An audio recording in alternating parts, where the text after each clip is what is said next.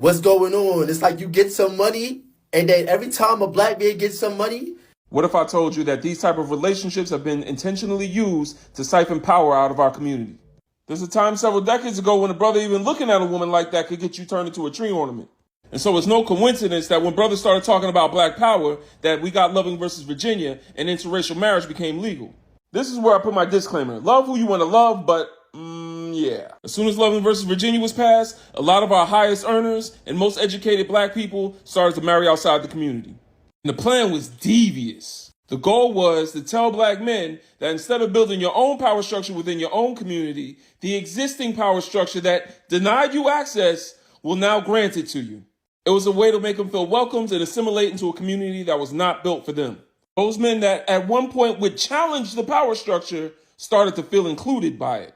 And those women that feel powerless around their own powerful men have found a powerful man that they can be socially dominant over. Because no matter how rich you are, she's still more in control of your life than you are of hers. And now that financial power doesn't go back into our community, but back into the hands of someone that's only there for that financial power in the first place. Don't believe me? Then why aren't they marrying broke brothers at the same rate?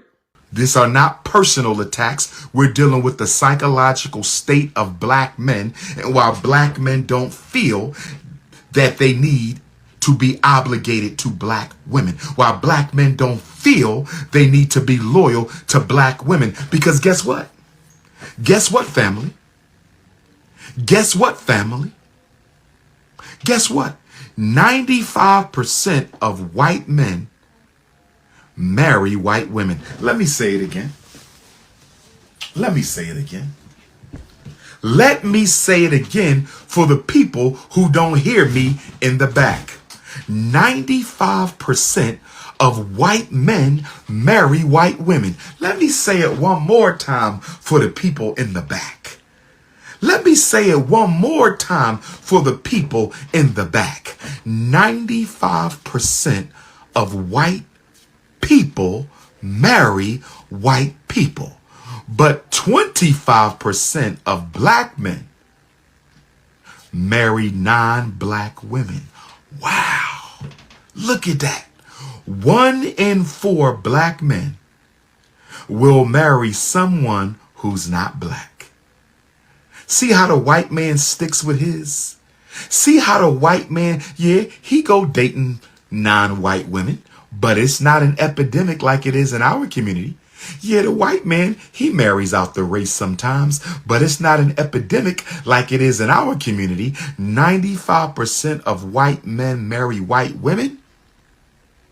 25% of black men marry non-black women. And when we control for income, the more money the black man makes, the more likely he will end up marrying a non-black woman.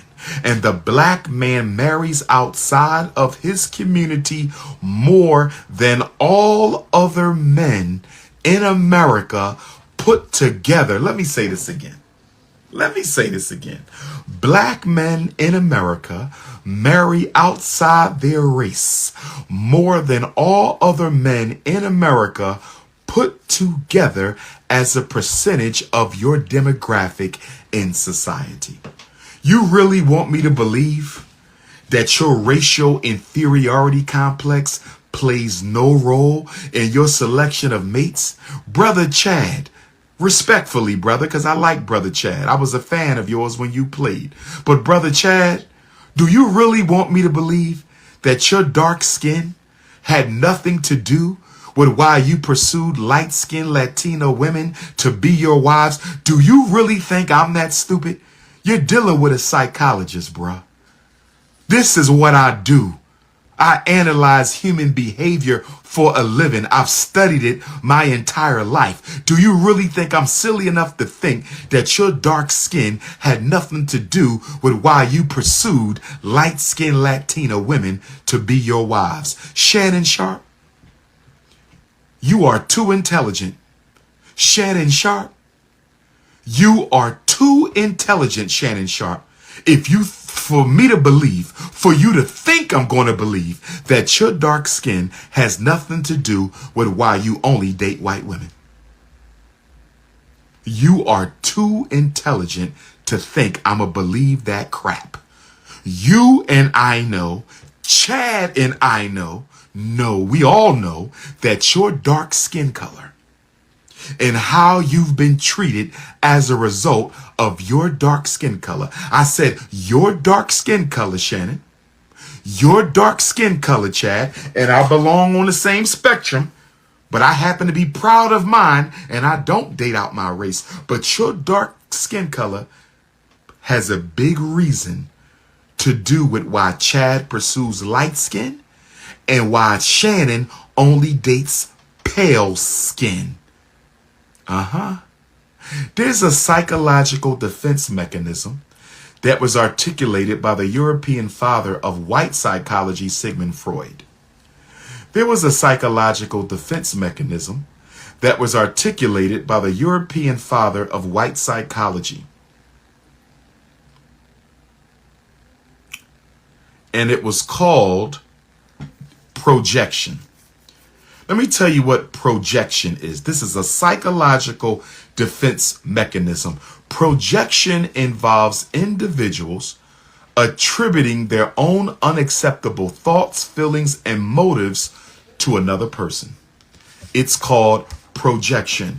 Chad, Shannon, Terrell Owens, and all other black men, especially celebrities who only date non-black women, you are projecting your self-hate onto black women.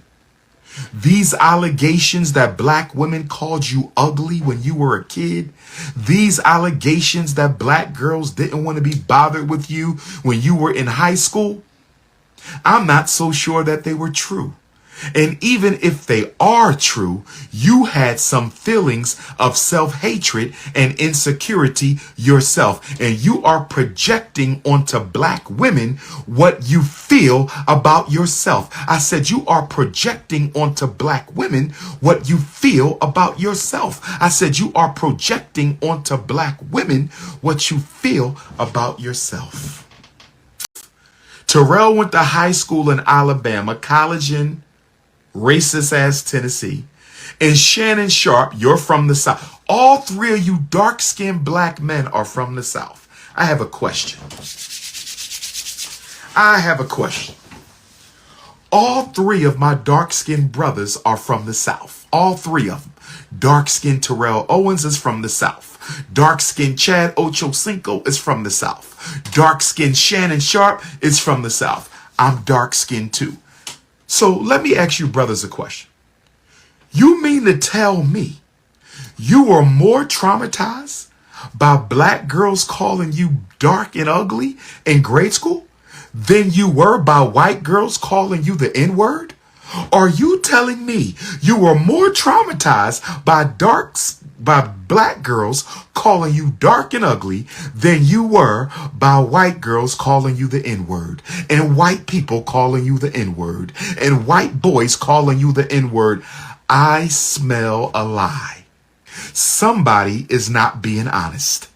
Somebody is not being honest. You are not going to tell me that black girls calling you ugly traumatized you more than black and white girls, than white boys and girls calling you the N-word.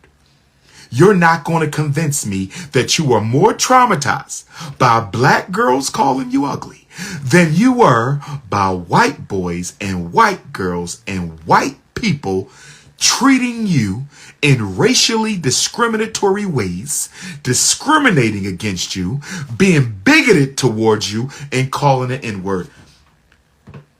If you were being honest, you were more traumatized by the white girls than the black girls. If you Negroes were being honest, you were more traumatized by the white girls than the black girls. If you Negroes were being honest, you were more traumatized by the white girls calling you the N-word than the black girls calling you dark and ugly.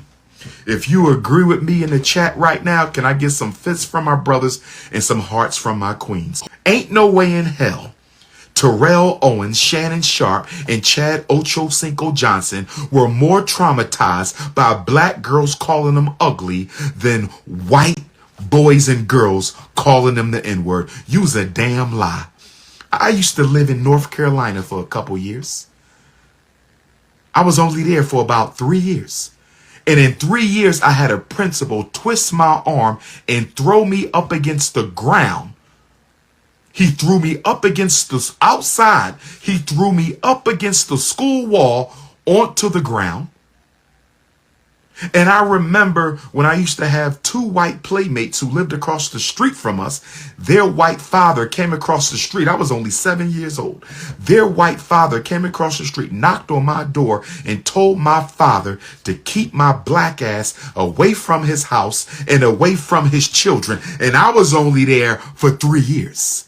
I only lived in the South for 3 years. You ninjas lived down there your whole childhood and college, and you're trying to tell me that you were more traumatized by black girls calling you ugly than white people calling you the N-word. That's a damn lie, and y'all know it.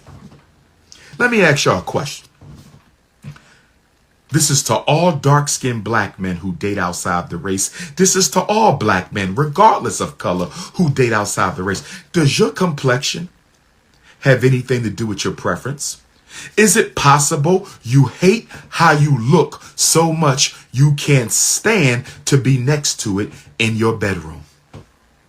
Is it possible you hate how you look so much you can't stand to be next to it in the bedroom? I'm asking a question.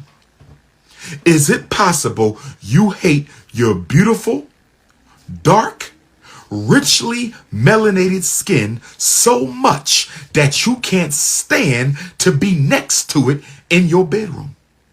Does your complexion have something to do with the women that you date? So let me get this right. Black girls called you ugly? So do you want me to believe that the white girls called you handsome? The black girls called you ugly. So you want me to believe that the white girls called you handsome? If the black girls called you ugly, I'm damn sure the white girls didn't call you handsome. Because guess who taught the black girls that dark skin was ugly? The white girls taught them that. So if the black girls called you ugly, I can only imagine what the white girls called you. So stop making excuses for your bunny hopping and just admit you hate yourself. And that's why you're dating and marrying outside the race.